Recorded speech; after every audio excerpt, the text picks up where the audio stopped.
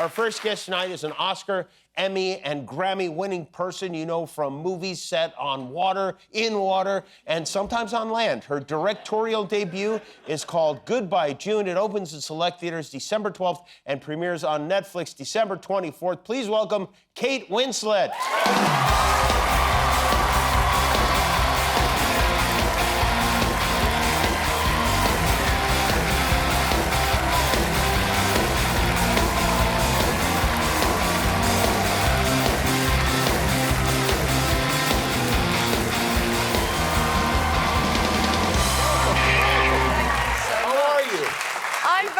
Although I nearly came out, I was just telling your stage manager, yeah. I nearly came out holding my trousers up because I walked out of the dressing room. When you film people coming out of the dressing room, I full-on tripped. You did? Yes, really full-on tripped. And so I thought, well, I won't do that on your show. I'll be nice and respectable. And did you do a retake? Did you, or do we see you tripping? Luckily, I had just left frame. Okay. So, but all the girls saw me do it, and they all went like this. But here I am, I made it. I'm glad you made it. I'm glad you're okay. Where do you live, by the way? I live in England. Oh, you live in England? Yeah. Okay, hence the accent. Yeah. Yeah. I know, right? Am I wrong, or didn't you live in New York for quite a while? I lived in New York for, the best part of 10 years, And then he said, I'm going back, I'm going home. It was just time to go home, be nearer to family and all of that. But I loved living in New York. I loved Thanksgiving. I loved the winters, the snow. I loved all of it. It was wonderful. Christmas time is great in New York, but I think it's even more magical in London, right? Isn't that like a big thing there? It is pretty magical. It's a very big thing there because we don't have Thanksgiving, and I do miss Thanksgiving. Yeah, right. You don't have Thanksgiving because we are actually giving thanks for getting away from you guys in a lot of ways. That's right. But I don't understand the sweet potato marshmallow. What is that about? Oh. Really, can you tell me? Yeah. It's delicious, is what it is. No. You don't like it? No. Those two things, I don't think they're meant to go together. Oh. And you do have a lot of pie, and I feel like maybe one pie is enough. But you have many types of pie. We're not good with moderation. I don't know if you've noticed. I'm actually not very good with moderation, but I never understood the Well, pie let's tackle these separately. Okay. First of all, pie. I mean, you think there are too many pies? Well, there's just so many different kinds of varieties of pie, and they have different tops, and there's the lattice pastry, and there's the crinkle thing, and the ones that you sort of, like, make little indentations. But really, what is it? Well, I do love pie, by the way. First of all, pies are delicious. Yes, they are. In my house, I'm not going to speak for all Americans, but at my house, you know, we have to make sure, people sometimes arrive late and whatnot, and you don't want to have that person in charge of the turkey or in charge of, like, the mashed potatoes, the stuff that's got to be on the table no matter what. Yes. So if people bring things, you say, you know what, bring a pie. Ah, and that's what it is. And then there are a lot of pies. And so then everybody feels that they're making a contribution and everything is left over. And then you eat 8 or 9 slices of pie. Over 8 or 9 days. Right. It's fantastic. Now, those sweet potatoes with the marshmallows, I don't know where we got that. I figured we got it from you guys. Absolutely not. No. You have marshmallows in England, right? Yes, but we have them with, like, s'mores and over a campfire, not topped on a dish that is considered more of a savoury thing. I am not sure how much longer we can sustain this chat about the marshmallow sweet potato thing, because it's actually not that interesting. You'd be surprised if, like, you were to do a brain scan on me right now, it would be like I'd be engaged up here right now. Do you love it? Do you? I love them. Oh, I'm so happy for you. Oh, thank you. I feel like I could make you love them, too. God, I think you should try. You know what? Next time, why didn't we do that? That could have been our thing. You could have, like, made me have the thing. How long are you in town? Not long enough, clearly. I don't know. Maybe marshmallows.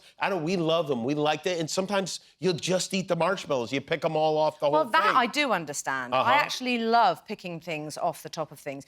Or this is a secret, actually, and I've never said this live anywhere in my life, apart from in front of my children. This is really so stupid. I love eating the outsides off the Kit Kat. Isn't that stupid? But it's so delicious because there's something about that you can have like 10 of them and just pretend it never happened. Which I like. Will you then finish the inside, or you? No, I throw it out the window of the car, because I only do it in the car. My children are going to be like, why did you tell that story? Wow. And I've done it all of their lives, and if I didn't do it, I think they'd be sad, so now I have to keep it. I'm just happy you're eating our Kit Kats because I have found, and I find this to be annoying, how imperious Brits are about how much better their chocolate is than ours. No, I actually disagree on that front. You do? I do love a Hershey's. You love a Hershey's. See, I love a Hershey's also, but people go, oh, no, Cadbury. Oh, well, they're both pretty great. Yeah, I agree with that. They are both pretty great. Wow, things really... I've got something right. I like Hershey's. Yeah, no, you got a lot of things right. Believe me, are you like... Can I just say, you've also gotten a lot of things right, and we all love you back in the UK. And I hope I haven't done any damage. And I do have to show my That's affection and warmth from over. How big is your family? Are you from a big family? I'm from a very big family. I myself have 3 siblings, and my mother passed away, and I have a rambling bundle of nieces and nephews, and there's lots of us. So you guys get together, everybody converges for all of this sort of thing? Yes, they do. Oh, that's nice. Yeah, it's wonderful, actually. And you've been doing that your whole life, I assume? My whole life, and my favourite time of year, actually, is Christmas, and I think it's just such a special time because so rarely now these days do we sit down and share a meal with our family members and people that we care about. And nowadays we're driving around, picking Kit Kats apart. That's right. Throwing them out the window, pretending it never happened. You have an interesting job, and I'm going to read this because it says you are the ambassador for the King's Foundation. Yes, I'm one of many.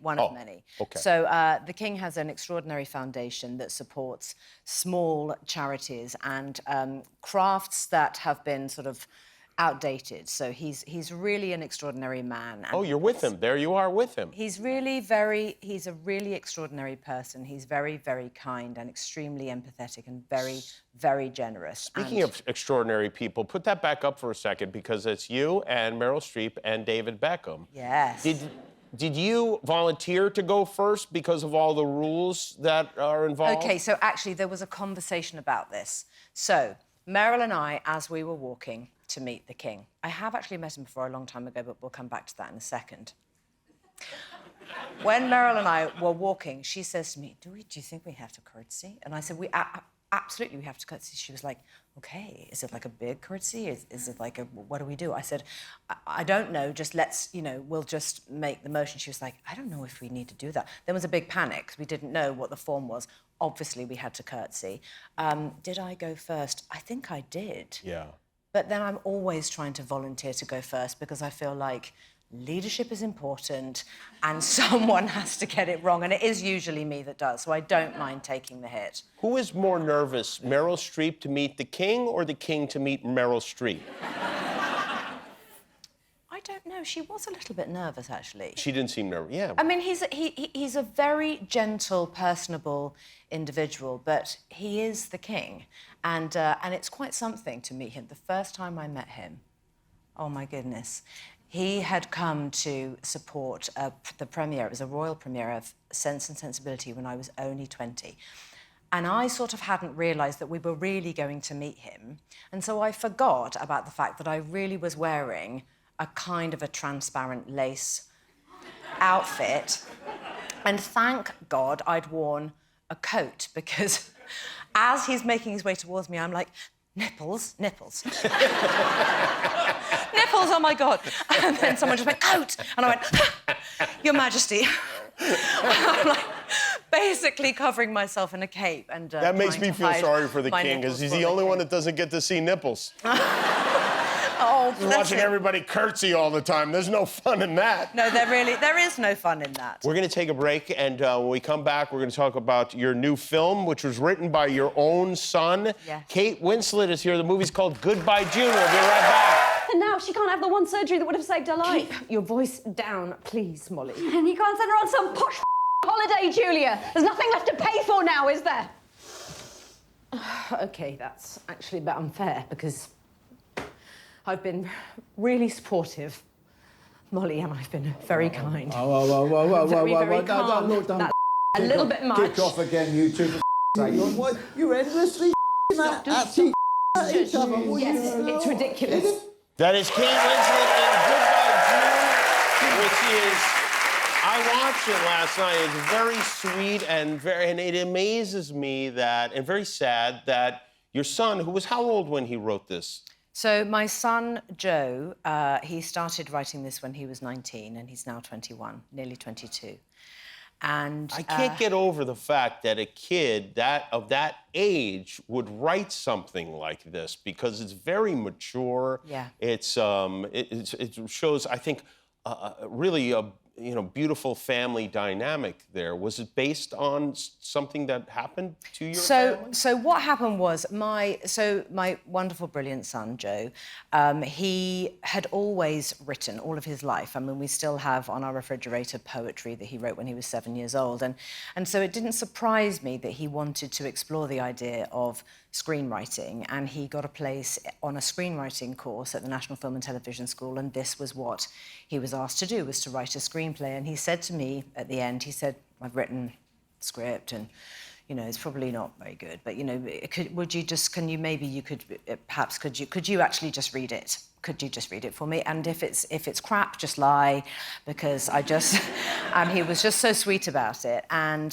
And I read it, and it was funny and touching and real and chaotic and messy in that way that family are.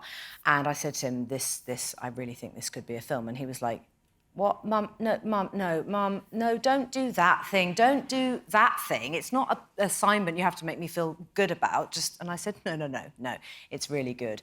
And what he had done was he was encouraged by a brilliant teacher she said to him, write what you know. And the most seismic thing that had happened in his life was the loss of his grandmother when he was a teenager, my mother. And everyone came together in our huge family, and even just logistically, that was so extraordinary. And it was very odd that we were all in this same place because we all came from this one woman. So he took that as his emotional backdrop and created a fictional story with a fictional family about a group of people having to put aside past grievances and come to terms with the impending loss of the matriarch. And it's really a story of how a family is pulled closer together because of this event. Yeah, and then your real family on set is pulled close together. You're working with your son. Did you have disputes with, there you guys. Well, you look like you're getting along. Did you guys have any arguments about what would be in? Because when you're the director, you then take over. You are then in charge of the film. Well, that's the thing. And when it came to the point of the screenplay being ready, I was going to produce it. I was going to play the character of Julia. And I knew that we were in a position to find a director, and I suddenly couldn't let it go. And I said to him, look, I would love to direct it, because when you give it to a director, it becomes theirs, which is exactly the right thing that should happen. But I didn't want that for him. I wanted him to remain a part of it. I wanted him to experience seeing this beautiful thing that he had created come to life. And he happens to be very, very smart about film. And having him there with me every day was just fantastic. And the process of him writing it was also so much fun, because he'd say, OK, I've redrafted that scene. OK, you do the Bernie part, I'll do the Connor part. OK, go. And then we would read it through together and figure out what should stay and what should go and what was funny and what wasn't funny enough, or etc. And that process was glorious, and we learnt different things about one another in this working capacity. And actually, we didn't fight. We didn't do that. I had to learn how to say things to him in a sensitive way if I thought maybe something could work differently or whatever. And he would also disagree with me, and he would say, well, I don't know if I saw it like that. And I'd say, just hang on. But I did it, Jimmy, in the 50th year of my life. It came out great. This was your first feature. Yes. I did. And it's I think, especially just sweet to watch around the holiday times. Yeah, it's a great lesson for young people to do your homework. Yeah. Because if you do, your mom might make a movie out of it. Oh, yes. That's very true. Do your homework and make sure it's good. Yeah. The movie is called Goodbye June. It opens in select theaters on December 12th and premieres on Netflix December 24th, Christmas Eve. The great Kate Winslet, everybody. Thank you for being here.